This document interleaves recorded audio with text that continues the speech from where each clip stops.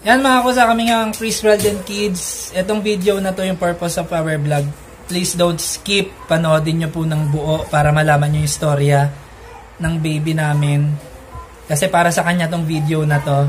At kung bakit kami nagbablog. Kung ano yung purpose namin. Huwag nyo pong skip mula umpisa hanggang dulo para po to sa operasyon niya. Ayan na yung pinaka main point. Maraming salamat po.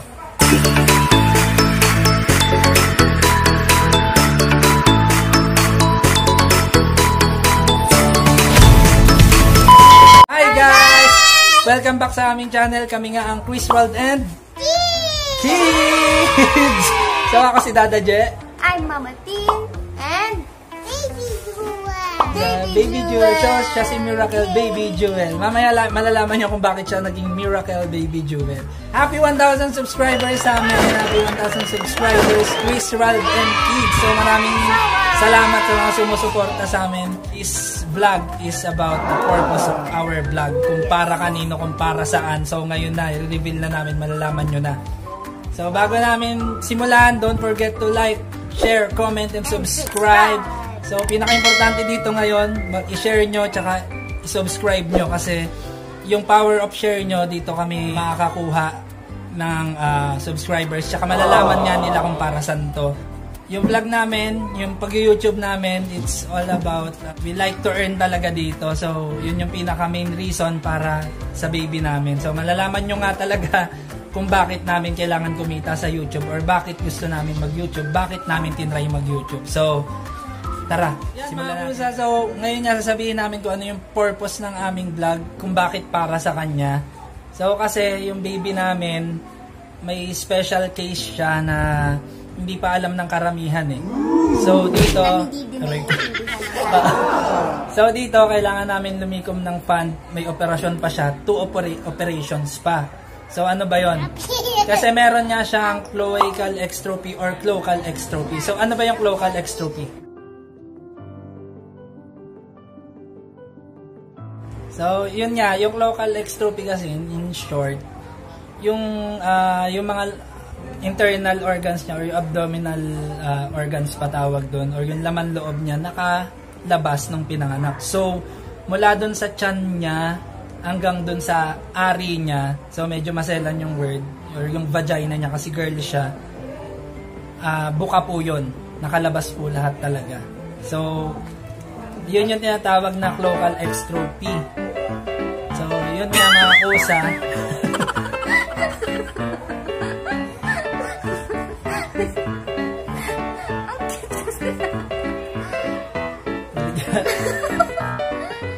Sige, okay lang. This may comedy.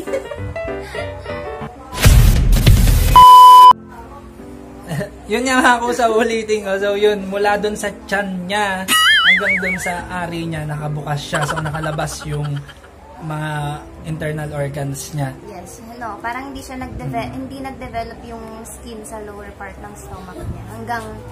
Hanggang baba. So ito, ipapakita namin siya. Tingnan nyo na lang yung picture. Yan siya nung pinanganak. So yan, nakalabas nga yung hindi ito ah. So yun nga, nakalabas siya. Yan. Nakalabas siya nung pinanganak. So inoperahan siya, siguro nakatatlong operation siya eh. Nung unang-una niya. Sabay-sabay yun. So kaya siya naging miracle baby. Sabi ng doktor nun, hindi siya makakalakad or mababa yung chance na mabuhay siya kasi nga ang liit-liit na noon eh, tapos tatlo yung operation na ginawa sa yun yan. So, yun. Thank you sa PCMC, yung Philippine Children's Medical Center. Doon siya na-operahan, doon namin siya na-admit. Eto siya. Mamaya, makikita niya kung ano to, explain namin mamaya. Stand up daw. So, ayan siya. Itong may peklat pa nga. Yan yung nakabukas noon. As in, yan. Ito yung colostomy bag. So dito, malaki yung pangangailangan namin, malaki yung gastos namin. Kasi one colostomy bag nagre-range ng 150 to 250 pesos. 150 ang pinakamura. Then, shout out nga pala sa mga donors. Ito po, ito yung so sa may mga local extrophy, check nyo yan, asali kayo dyan sa group na yan. Tumutulong din sila. May gumagamit ng colostomy bag.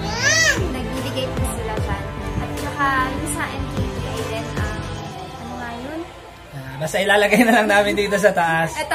So, yun siya.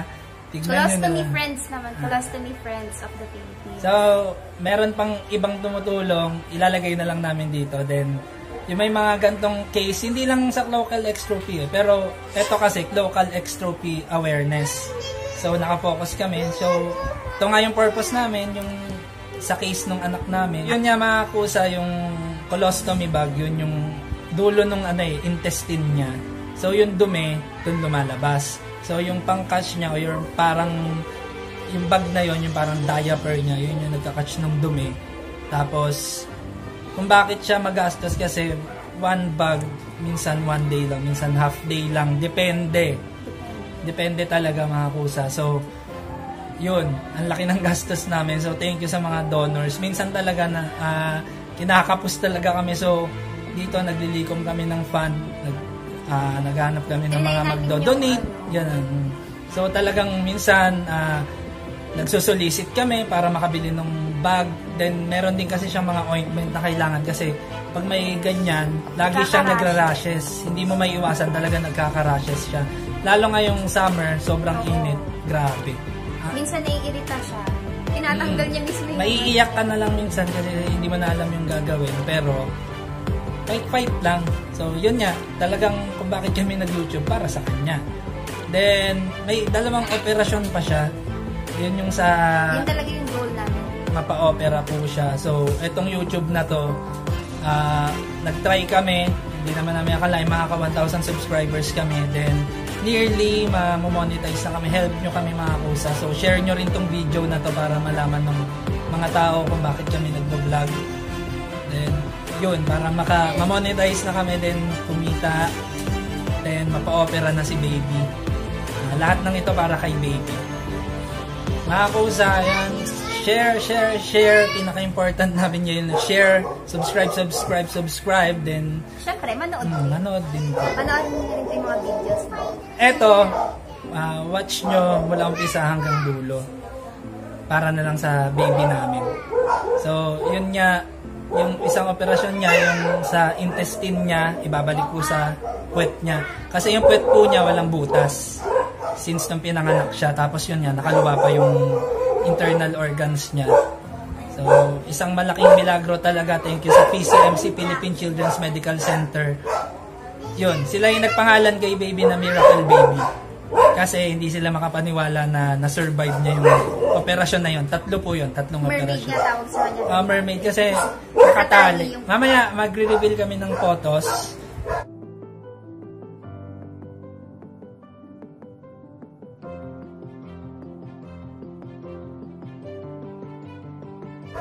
Kasi nakabuka din kasi yung niya, pelvic bone. So, inoperahan yun, kailangan hindi siya gumalaw-galaw. So, yun siya, nakatali.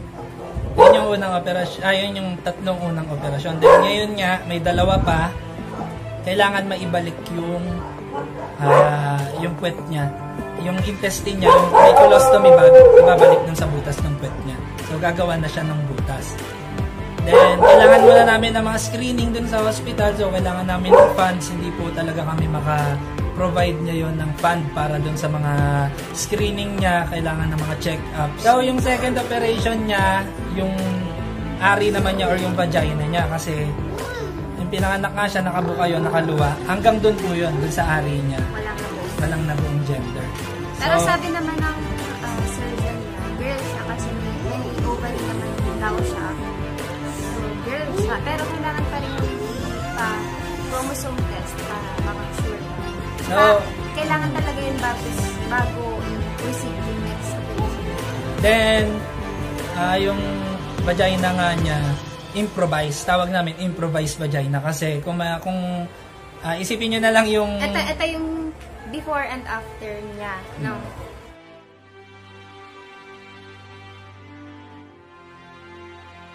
So, yung ari niya, mas grabe pa sa ari ng adult na girl.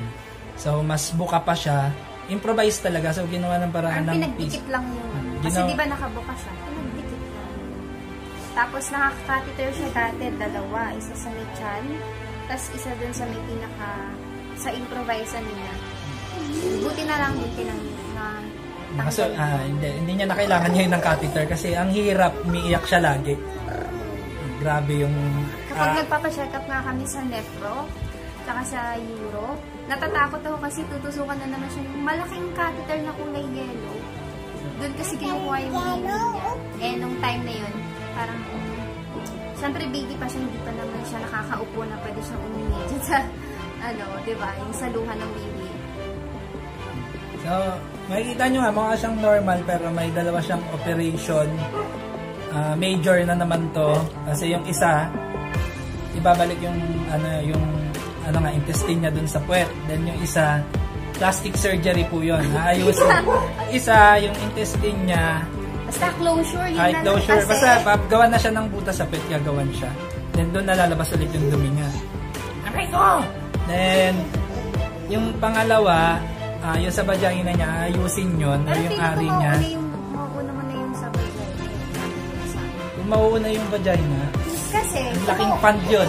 Mauuna yung sa butas ng baga. Pag sinunod siya, mapapasok sa loob. So, kailangan talaga namin magpa-check up.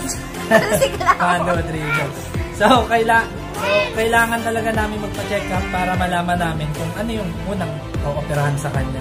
Kasi sa vagina niya nga, plastic surgery yun. So, alam naman natin yung plastic surgery, napakamahal po nun. So, yung last time namin kasing pa-check up, follow-up check up, last year January. So, hoping talaga kami, kumita po kami dito sa YouTube para mapa-opera yung baby namin. So, mga kusa, nung na-admit siya, almost 2 months kaming nasa hospital. Almost 3 months pala. Tapos, ito pa yon pinakamalupit doon. December 23, 2 days na lang bago mag-Christmas nung pinanganak siya. December 23 ng... Gabi yun. 9. 9. Oh, 9.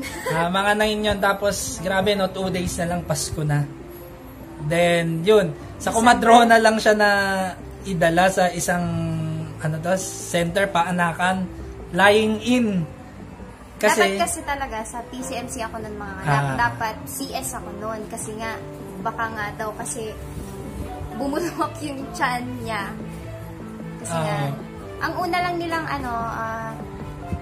parang hernia lang. Hernia. Yun. Yung parang may nakalabas lang daw na bituka. Pero nung pinanganak siya, so laking gulat namin, buo pala.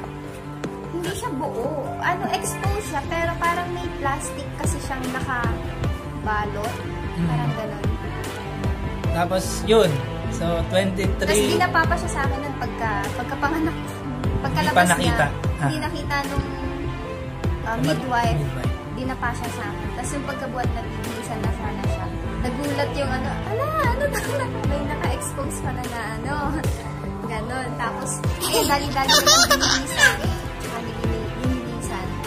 Thank you nga ulit dun sa mga nagdala sa kanya dun sa Lying In, kay Cherry Vic, then kay Marinette, tsaka kay Kuya Ronnie.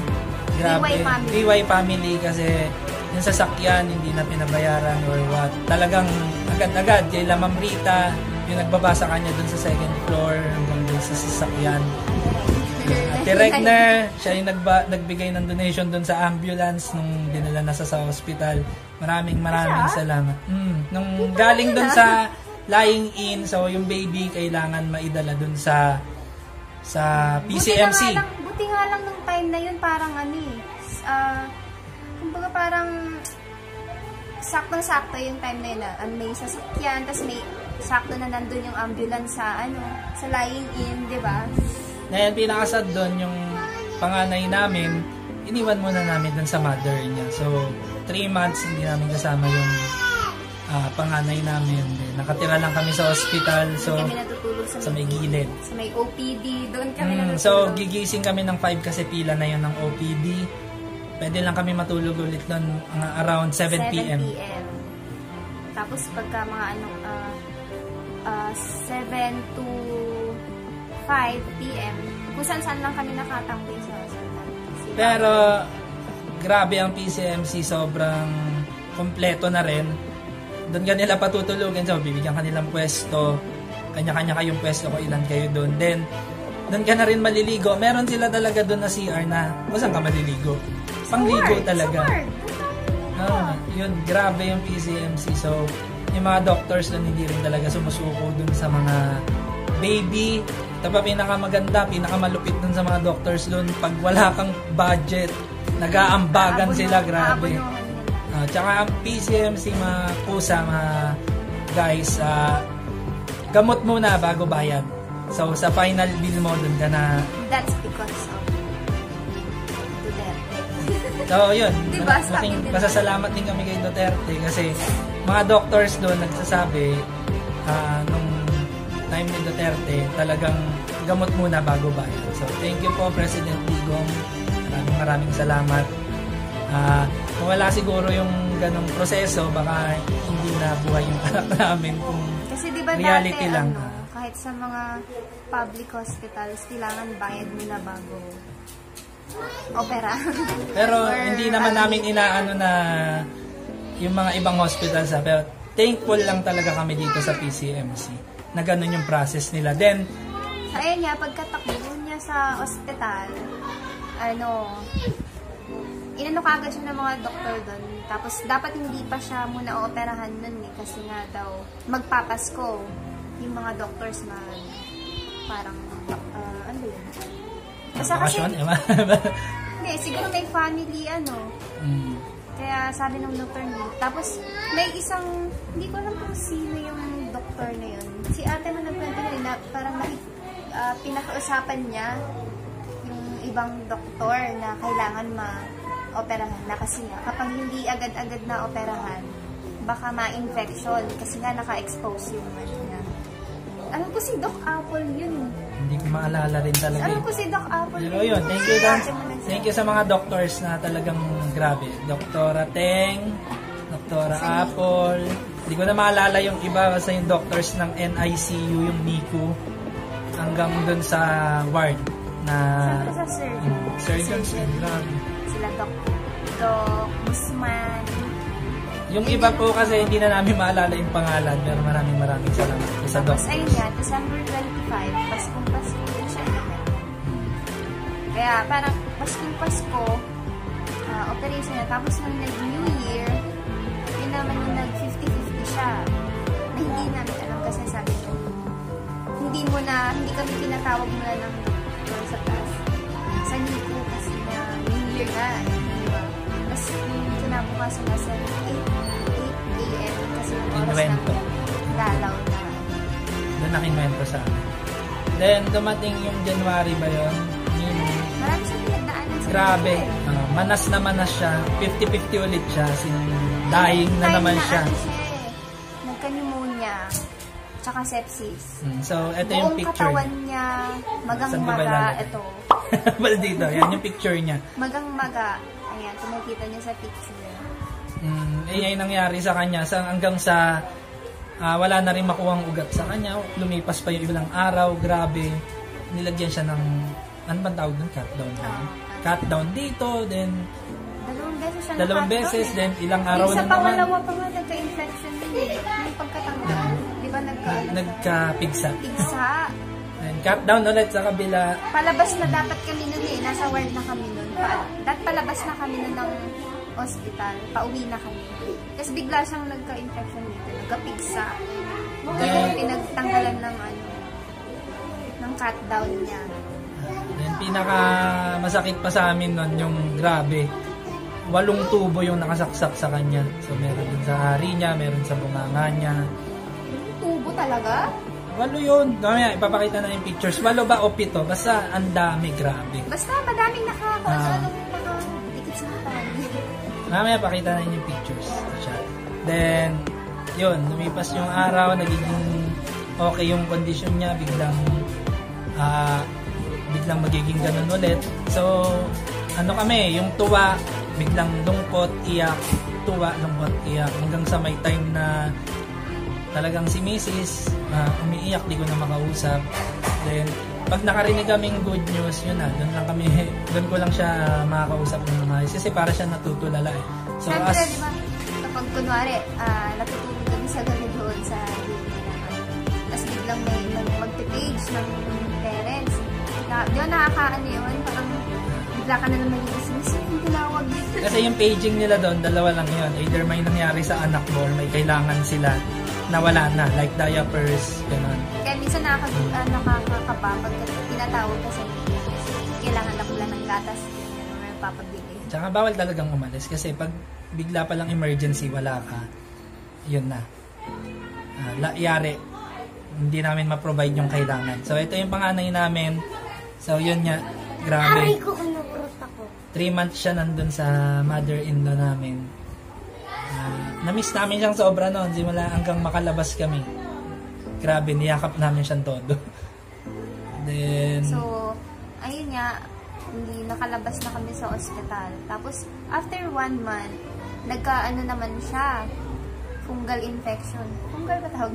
UTI. Nagka-UTI naman siya. O, 1 buwan din kami nandun sa ospital. Kasi nga, prone kasi siya ng UTI talaga. Kasi nga, naka-ano lang yung ano niya, improvise lang yung vagina niya. Kaya, parang mahirap kapag 1 month na naman kami doon. So, nung time na yon naka-ward naman. Siya lang yung dun. Dalaw-dalaw lang ako. So, dami niya talagang pinuntahan. Pero buti nga, after nun, hindi na na-confine ba ulit siya? Hindi na, no? Hindi na, pero tuloy-tuloy na hanggang sa, yan na, lumaki na siya. 3 years na. 3 years old na. Kaya thankful talaga kami na hindi nagkaka-problema. Nang grabe. Siguro yung rashes. Lagnat na. Kaya kapag nilalagnat siya, natatakot ako kasi baka mamaya may ganun na naman. Parang nakaka-trauma kapag nilalagnat. Dalawa kasi yung madalas nararamdaman niya kung hindi dun sa vagina niya na masakit, dun sa colostomy niya, dun sa intestine niya na nakalabas niya, yung rashes. So yun, yung ointment, lagi namin siya nilalagyan. Then, pag nag-leak yung colostomy bag, palit din lang naman. Na pinagre-readyan namin talaga yung operasyon niya. Sana operahan na namin. Hindi pa kami ready kasi grabe.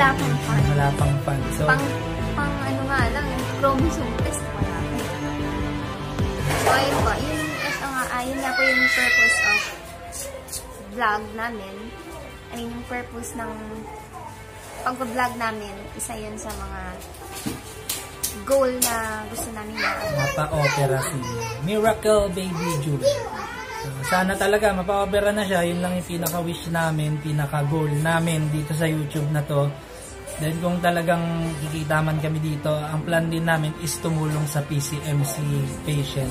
Kung sino yung, kasi madami talagang tumulong din doon, mga artista, mga charity, mga charity, grabe. So gusto rin namin makatulong pabalik sa kanila. So mag-provide kami ng kung ano man yung kailangan ng mga baby patients din doon o yung mga nangangailangan. So unahin lang namin si baby, ito pinaka-goal namin.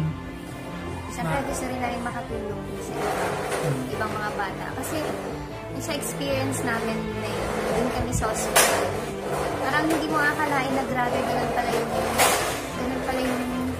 ganun pala kadami yung mga batang nagsasakit. Grabe.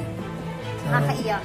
May time pa na yung tulog ka tapos biglang may dadaan patay sa sa ward, diba? Ang dami. So, nakaka-trauma talaga yung experience. Kaya ayoko na mag-anak. Naloko ko nga siya pangatlo. Pero sabi kasi ng doctors, baka genetical din. Kasi itong case na to, out of 200,000 na baby, isa lang daw yung nagkakaroon. So, ang swerte namin, nagkaroon kami na.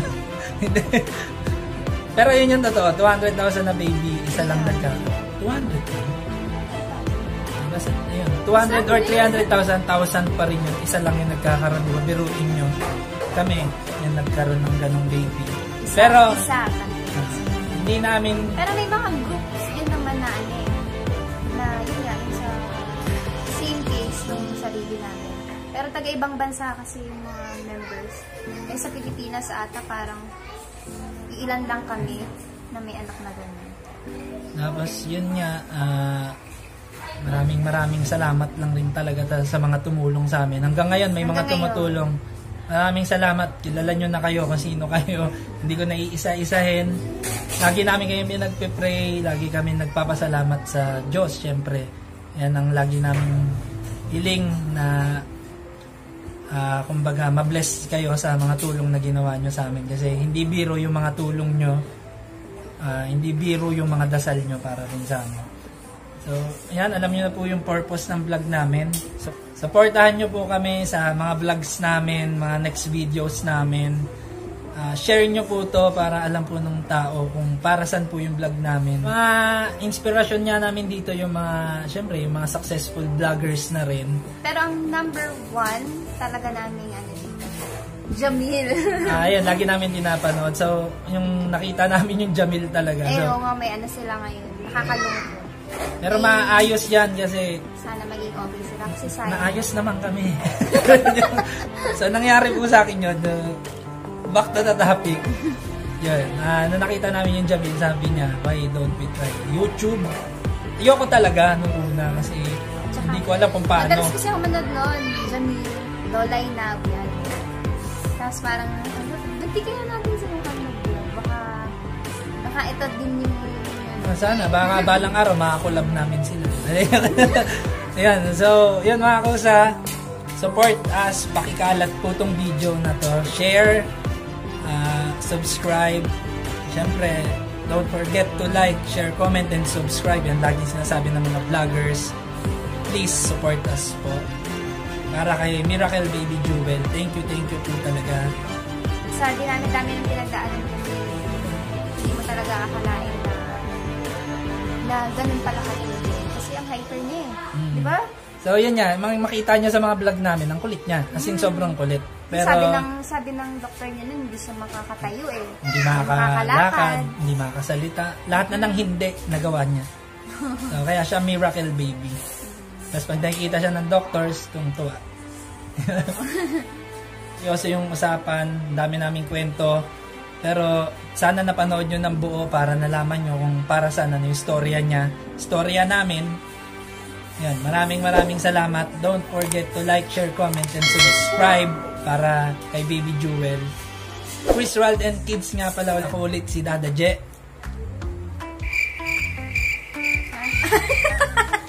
Nga pala ulit ako si Dada Je. Mga teen. Maraming salamat. Bye!